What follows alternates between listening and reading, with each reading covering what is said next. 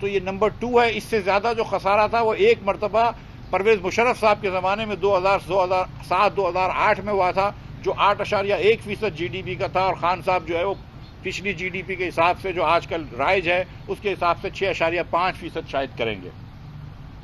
اب میں آپ کو کچھ اور باتیں بھی بتا دوں کہ خان صاحب کی حکومت میں اس وقت پاکستان حکومت کا بانڈ جو 2026 میں ڈیو ہے، جو بانڈ ہم یورو بانڈ بیچتے ہیں، جو کہ جس سے خان صاحب نے پیسے بیچ کے قرض لیا ہے، جو 2026 میں ڈیو ہے، وہ $100 کا بانڈ اس وقت $79 میں بک رہا ہے. یعنی کہ اس کے اوپر ایفیکٹو انٹرسٹ ریٹ 13% ہے، اور $100 کا بانڈ $79 میں بک رہا ہے. یعنی کہ جس نے پاکستان کا بانڈ خریدا تھا وہ $20 کا نقصان کر کے بانڈ بیچنا چاہ رہا ہے $21 کا. اور جو 31 میں ڈیو ہے، 10 سال کا بانڈ جو انہوں نے 21 میں بیچا ہے، جو 2031 میں ڈیو ہے، وہ 75 پیسے میں مل رہا ہے.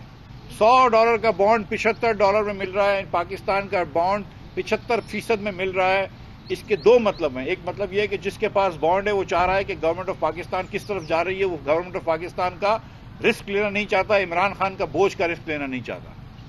نمبر 1. اور نمبر 2 کہ آئندہ آپ پاکستان کے بانڈ نہیں بیچ سکتے مارکیٹ میں، کیونکہ $100 کا بانڈ آلریڈی اگر 75 میں مل رہا ہے مارکیٹ میں، تو آپ نئے بانڈ نہیں بیچ سکتے. اس کا مطلب ہے کہ مزید آپ قرضہ نہیں لے سکتے ڈالر میں. اور یہ عمران خان کی پچھلے 2 مہینے کی پالیسیاں ہیں جو یہ اس نہج پہ لے کر آئے. اس سے پہلے 95-96% پہ بھی چل رہا تھا.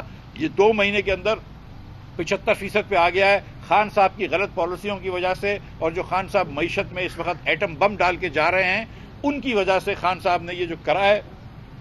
پاکستان کا بانڈ جو ہے وہ اس وقت 31 کا بانڈ 2031 کا بانڈ 75 پیسے میں، اور 2026 کا بانڈ 79 پیسے میں مل رہا ہے، 1 روپے کے اوپر. اور پاکستان کے اندر اس وقت جو انٹرسٹ ریٹ حکومت پاکستان دے رہی ہے وہ 12.25% ہے.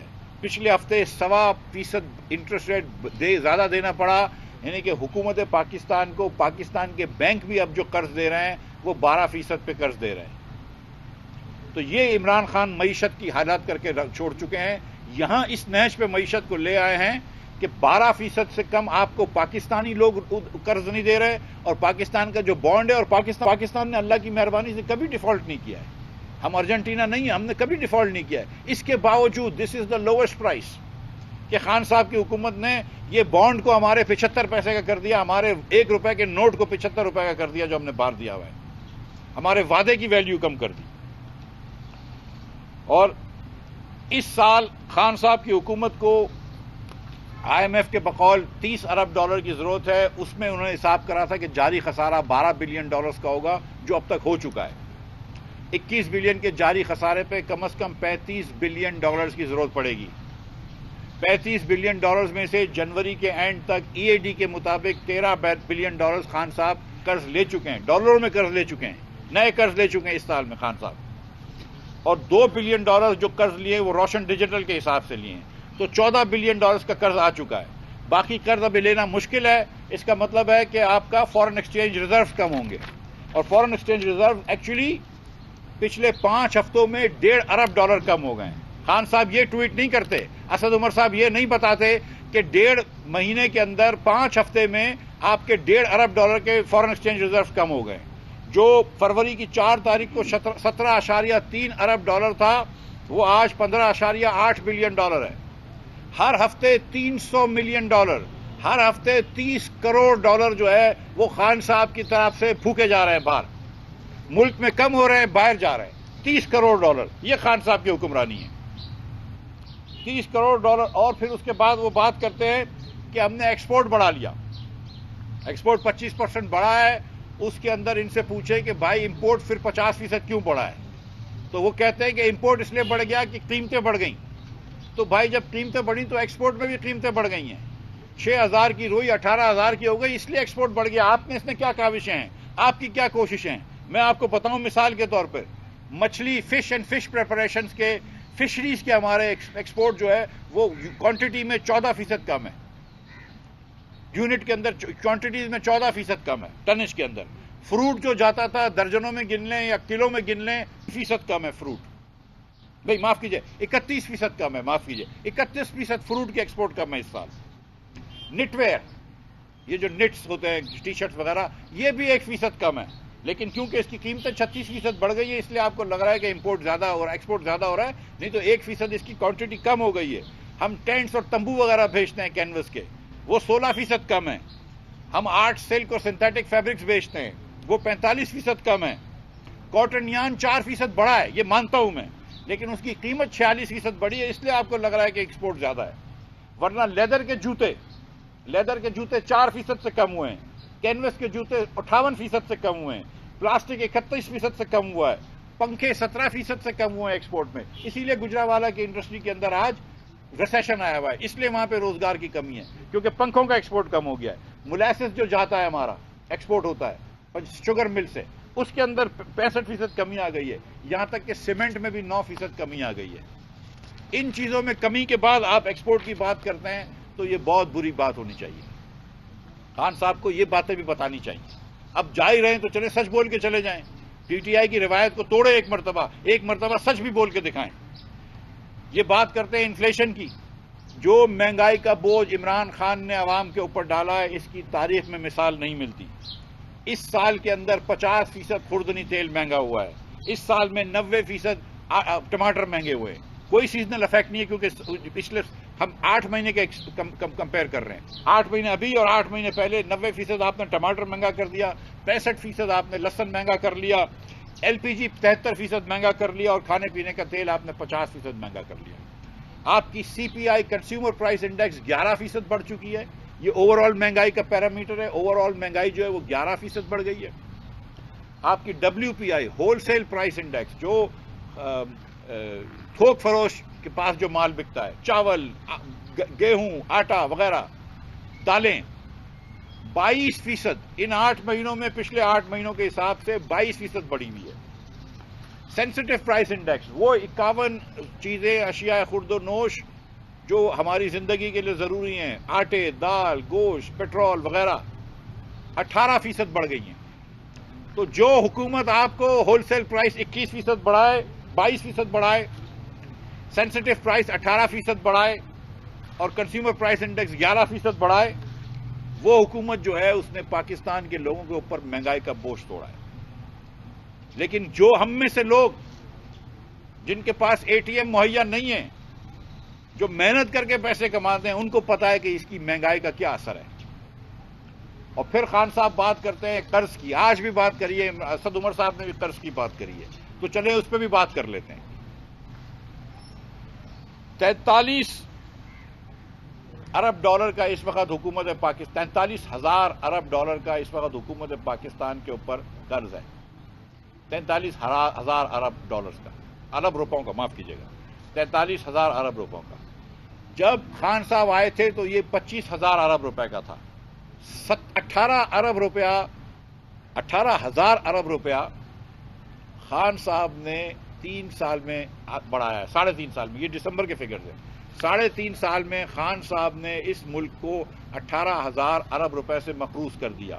18,000 ارب روپیہ کتنا ہوتا ہے؟ جتنا پورا قرضہ لیا گیا تھا پاکستان کی تاریخ میں 71 سالوں میں، لیاقت علی خان سے لے کر شاہد عباسی تک، جس میں نواز شریف کے 3 ادوار شامل ہیں، وہ سب اگر پرائم منسٹرز کو ملا لے، سارے ماشاءاللہ ایڈمنسٹریٹرز کو ملا لے، سارے صدور کو ملا لے، تو سب نے مل کے جتنا قرضہ لیا تھا 71 سال میں، عمران خان نے اس کا 71% قرضہ 3 سال میں لے کے دکھایا ہے، 3.5 سال میں۔ اور ڈیٹ اینڈ لائبلٹی، قرضے اور واجبات کو اگر ملا لیں تو خان صاحب، ہم جب گئے تھے تو 30,000 ارب روپیہ اس ملک کے اوپر قرض بھی تھا اور واجبات بھی تھے، آج وہ 52,000 ارب روپیہ ہو گیا ہے۔ تو جتنے واجبات اور قرضے اگین لیاقت علی خان سے لے کر شاہد عباسی تک ہر وزرائے اعظم نے چڑھائے تھے، خان صاحب نے اکیلے 3.5 سال کے اندر وہ 73% سے بڑھا دیے، 22,000 ارب روپیہ خان صاحب نے چڑھا دیا۔ اور اس کے عوض کیا بنا ہے؟ ایک بجلی گھر لگایا نہیں، ایک ٹرانسمیشن کیبل لگایا نہیں، ایک ایل این جی ٹرمینل لگایا نہیں، ایک سڑک بنائی نہیں۔ سارے وہ منصوبے جو نواز شریف چھوڑ کے گیا تھا اس کو کہیں کہیں انہوں نے تختیاں ضرور لگا دی ہیں، سارے وہ منصوبے جو شہباز شریف پنجاب میں چھوڑ کے گیا تھا وہاں پر بزدار صاحب نے تختیاں ضرور لگا دی ہیں، لیکن ایک نیا پروجیکٹ شروع نہیں کر سکے۔ اور آج جب 600 ارب روپیہ کر دیا، انہوں نے 300 ارب روپیہ پاکستانی تعمیراتی پروگرام سے کاٹ دیا, پی ایس ڈی پی سے کاٹ دیا, تو معیشت کی گروتھ کی رفتار اور سلو ہو جائے گی. اور آج جا کر یہ کانٹریکٹرز ایسے ہیں جنہوں نے کام چھوڑ دیا, جن کو پیمنٹ نہیں ہو رہی, اور یہ جا کے نئے افتتاح وہ لگا رہے ہیں, نئے فیتے کاٹ رہے ہیں, کیونکہ پیسے تو نہیں ہیں ان کے پاس اب. اور جو آج پلاننگ کمیشن کا تھرو فارورڈ ہے وہ 20 سال سے زیادہ ہے. یعنی کہ جو پروجیکٹ آج شروع کریں, جس سپیڈ میں آپ پیسے دے رہے ہیں, 20 سال تک ختم نہیں ہوں گے, لیکن اس کے باوجود آپ نئے پروجیکٹ شروع کر رہے ہیں. یہ خان صاحب کی حکمرانی ہے. اور پھر خان صاحب جو ہے وہ ٹویٹ کرتے ہیں, تو بھائی بس کر دو. میں ایک اور بات کر لوں اگر آپ کی اجازت ہو, اور وہ ہے ڈیفیسٹ کی. ہم نے ڈیٹ کی بات کر لی, ہم نے مہنگائی کی بات کر لی. ایک بات میں ضرور کرنا چاہتا ہوں ڈیفیسٹ کی. اس سال خان صاحب ایک نیا اور ریکارڈ کریں گے. اپنے پہلے سال کے اندر انہوں نے 9.1%, معاف کیجیے گا, 9.1% بجٹ کا خسارہ کر کے ریکارڈ کیا تھا as a percentage of G D P. اس سے زیادہ percentage of G D P میں کبھی خسارہ نہیں ہوا تھا. وہ ہوا تھا فرسٹ ایئر میں خان صاحب کے 9.1%. لوگوں نے کہا یار ابھی کام نہیں آتا خان صاحب کو معیشت میں انٹرسٹڈ نہیں ہے, وہ صرف نواز شریف کو جیل میں بند کرنے آیا تھا, مریم نواز شریف کو جیل میں بند کرانے آیا تھا, تو اس لیے شہباز شریف کو جیل میں بند کرنے آیا تھا, تو اس لیے کوئی بات نہیں, وہ معاف کیا ہم نے خان صاحب کو. پہلے سال کا خسارہ جو 9.1% تھا, اسد عمر بھی اس وقت ٹرینڈ نہیں تھا, عمران خان بھی ٹرینڈ نہیں تھا, میں نے اور آپ نے مل کر خان صاحب کی ٹریننگ کے پیسے دے دیے, ہمارے بڑا لمبا نقصان کر دیا. 3,000 ارب روپے سے زیادہ خان صاحب نے ڈیفیسٹ کر دیا, 9.1%. اب تو 3.5 سال ہو گئے, اب تو ٹرین ہو گئے ہو. اس سال 4600 ارب روپے کا خان صاحب بجٹ ڈیفیسٹ کریں گے. یہ ایبسلوٹ اماؤنٹ میں پاکستان کا ریکارڈ ہے. مسلم لیگ نون 3 سال میں اتنا ڈیفیسٹ کرتی تھی, جنہوں نے بھائی نے 1 سال میں کر کے دکھایا. خان صاحب اگر جائیں بھی نہ آدھے ٹرم میں, تو یہ بتا رہا ہوں میں آپ کو, اپنے 5 سال کی ڈیفیسٹ پورا کر کے چلے گئے, اپنے 5 سال کا قرض پورا لے کے چلے گئے. خان صاحب نے جتنا 3 سال میں ڈیفیسٹ کیا ہے, نواز شریف 10 سال پرائم منسٹر رہے نا اگر 3 باریوں میں, تو بھی نواز شریف نے اتنا قرض نہیں لیا جتنا خان صاحب لے کے چلے گئے. نواز شریف نے کبھی اتنے ڈیٹ نہیں کرا, نواز شریف نے کبھی اتنا ڈیفیسٹ نہیں کرا جتنا خان صاحب نے کرا. صرف اس سال میں جو خان صاحب نے ڈیفیسٹ کرا ہے, ہماری اوسطاً ڈیفیسٹ کے 3 گنا زیادہ ہے. ہم 1600 ارب روپے کرتے تھے, انہوں نے 4600 ارب روپے کریں گے. اور اللہ کرے صرف 4600 ارب روپے ہو, اس سے زیادہ نہ ہو, کیونکہ جس طرح جا رہے ہیں وہ پتہ نہیں ہے. اور پھر اب مجھے یہ سننے میں آیا ہے, بہت ساری الگ الگ باتیں ہوئی ہیں. پہلے کہ انہوں نے کہا کہ لوگ ہمارے خلاف ووٹ دے دیں, ہاتھ اٹھا کے سامنے آ کے, تو ہم بڑا عزت دیں گے. لوگوں آ گئے کہ ہاں ہم آپ کے خلاف ووٹ دے رہے ہیں. انہوں نے کہا یار پیسے دیے گئے. وہ نور عالم بیچارہ جو بقاعدہ کوئی ارب پتی آدمی ہے, پتہ نہیں, اس کو بولا کہ 25 کروڑ روپے 18 کروڑ روپے دیے ہیں. بھائی وہ تو کچھ سمجھ تو لو, جس کو جو مرضی نمبر دے دیتے ہیں, جس کو جو نمبر دی. اس کے بعد پھر لوگوں نے کہا نہیں یار پیسے تو کسی نے نہیں دیے, چلو ٹکٹیں دے رہے ہیں. اس کے بعد پتا چلی کہ نہیں, یہ کنسپریسی ہو رہی ہے کہ جو بائیڈن چاہ رہا ہے کہ عثمان بزدار کو نکال دیا جائے, بورس جانسن چاہ رہا ہے کہ عثمان بزدار کو نکال دیا جائے. اس وقت یوکرین اور رشیا کی جنگ جاری ہے. نیٹو کے پاس جو سب سے زیادہ اہم ضروری کام ہے وہ عثمان بزدار کو نکالنا اور عمران خان کو نکالنا ہے. یہ نہیں سوچتے کہ 1 سال سے جہانگیر ترین کے پاس ایک گروپ تھا جس کے پاس کم از کم 8 MNA تھے, اور آپ میں سے سب کو پتا تھی کہ راجہ ریاض ان کے ساتھ ہے. اس میں سے کس کو نہیں پتا تھی؟ یہ نہیں سوچتے کہ آپ کے پاس یہ لوگ کہاں سے آئے تھے اور کیسے آئے تھے. یہ فون کال پہ آئے تھے, فون کال بند ہوئی, چلے گئے. اس میں کیا بڑی بات ہے؟ اور اب ایک نئی تھیوری آئی ہے, آج کی تازہ نئی تھیوری ہے, روز کی نئی تھیوری آتی ہے کہ یہ ہندوستان کی کنسپریسی. میں یہی سوچ رہا تھا, اب کل میرے خیال سے اسرائیل کا نام آئے گا, آج ہندوستان کا نام ہے. ہندوستان یہ چاہتا ہے کہ OIC سمٹ نہ ہو. او بھائی کرواؤ OIC سمٹ, بسم اللہ کرو.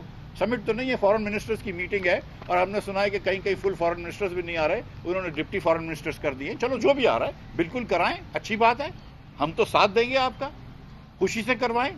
ہم تو یہ تو شاہ محمود قریشی خود مانتے تھے کہ یہ 2 سال پہلے کروا لینی چاہیے, جب کشمیر کے اوپر ہندوستان نے انیکس کرنے کی کوشش کری تھی, اور خان صاحب نے صرف ایک راستہ کا نام چینج کرا تھا, یہی کر سکے تھے. اب بولتا ہے ہندوستان روک رہا ہے. بھائی ہندوستان کیوں روک رہا ہے؟ کروائیں نا, بسم اللہ کریں. آپ جلدی سے سیشن بلائیں, وہ موو کریں, موشن موو کریں, اور بسم اللہ کر کے آپ سیشن کرائیں. کل اسرائیل کی کنسپریسی آئے گی, پھر اس کے بعد بولیں گے مریخ پہ بھی کوئی آبادی رہتی ہے, وہ بھی چاہتی ہے کہ یہ نہ ہو. سچی بات یہ ہے کہ جو بائیڈن نے انلیس کہ خان صاحب کو کہا ہو کہ پاکستان میں مہنگائی کرے، وہ مجھے نہیں پتا ہے خان صاحب اور ان کی کیا بات ہوتی ہے. یا ٹرمپ کے پاس تو بڑے اس پہ گئے تھے، جب ٹرمپ سے مل کے آئے تھے تو بولتے تھے میں ورلڈ کپ